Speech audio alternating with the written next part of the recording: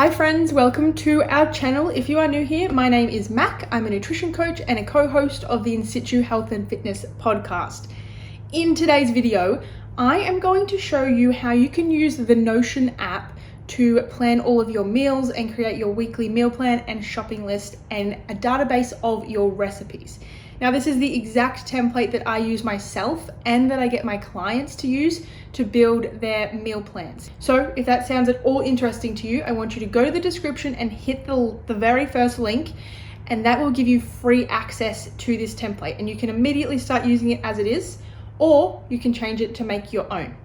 So without further ado, let's get into the template.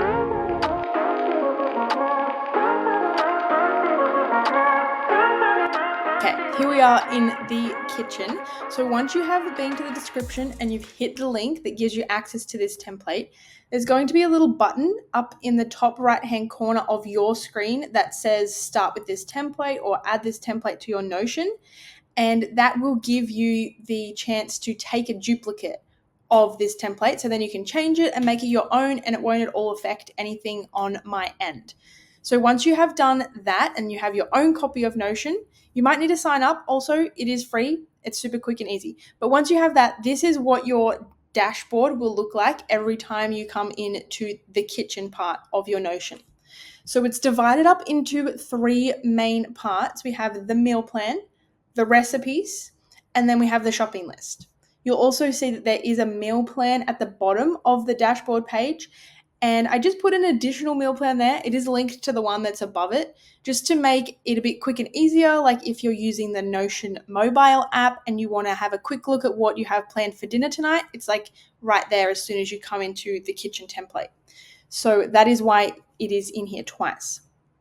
Let's start with the meal plan section. I'm going to click on the button and then it's going to give me this little window. And then we want to go to the top left-hand corner and click on full page view, just to make life a bit easier. Now, everything, I've got it from Monday through to Sunday with recipes, and I just did like breakfast, lunch, a snack, and dinner to keep things super simple. Now, you'll notice that all of the meals are backlinked with this little arrow. So that just shows us that if I click on this link, then it's going to take me to another page, which is the recipe page. I know, isn't that so cool? So all you have to do is click on the meal that you're planning to have, and then it will take you to the recipe for the meal, just to make life like so much more efficient. Now, in the recipes, we have like a lot of information, which I'll break down in the recipe section, but pretty much it takes you straight there, and then you'll notice that it is backlinked 2 more times, which means that I have got baked egg pots in this week's meal plan twice. That's just like, I guess, a little side note for efficiency. Now, if I wanted to say I have planned to have Spanish chicken stew for dinner, but I'm not feeling like that and I want to have chicken casserole, maybe, I don't know, I can just delete this recipe in here and I can go and then I'll search chicken and find another chicken dish. Actually, let's go oven baked chicken nuggets because this recipe is fire. And then I'll click that and it would easily swap that recipe for me, and then I can have a little cheeky preview of the oven baked chicken nuggets and their recipe. Now we're going to go back to the dashboard and we're going to check out the recipe. So I'm going to click on the card again, and then I'm going to click on full page view because it's beautiful. Now I've got the recipes broken down into breakfast, lunch, dinner, dessert, and snacks.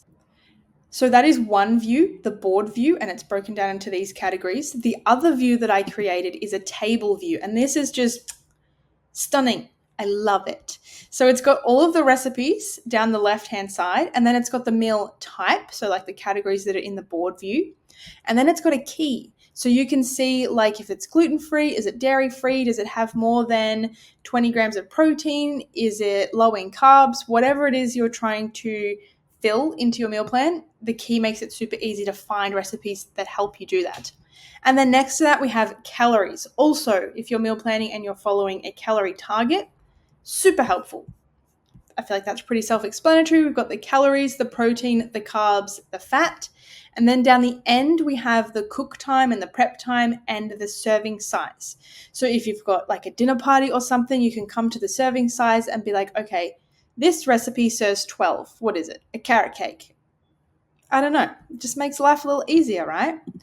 So let's go back to the board view and let's take a look at a recipe. Now, just everything that was in the table view is also linked to all of the recipes. So if you're looking at it through this way, then you can easily see all of the information about the recipe as well. And then 2 backlinks, which is the weekly meal plan as well.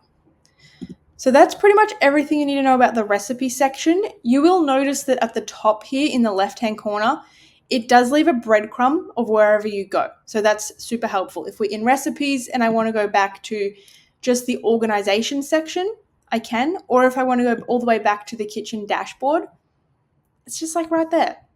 So lastly, we have the shopping list. We're going to go full page view again. Now, this isn't a necessity, but I really like the fact that all of the ingredients in this shopping list are what will help me achieve this week's meal plan. It's a little bit excessive, I know, but also very satisfying. So that's why I've got like 2 lemons instead of just lemon, because that's how many lemons I need depending on the recipes that I'm using this week. So it's a specific shopping list.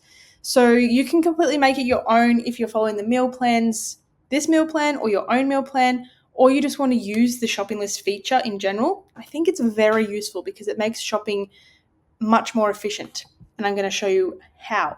So I have very specific ingredients listed, but you'll notice I have tags. So these are tagged as produce, protein, dairy, grains, baking, etc. Why does that matter? Because I can go to the tags section up here, and if I am in the dairy part of the supermarket, I can click on dairy, and it's going to filter, and it's going to show you just the dairy items that you need on your shopping list. Isn't that amazing? Now, I've already ticked these off because this is not the first time I've made this video. And I use this as an example before. So let's go something else. Let's not go dairy. Let's go baking. And then it shows you all of the things you need for baking. And then once you get them, you can tick them off on your phone in the supermarket. I don't know. It's just so satisfying to me. I think it'll make your life a lot easier.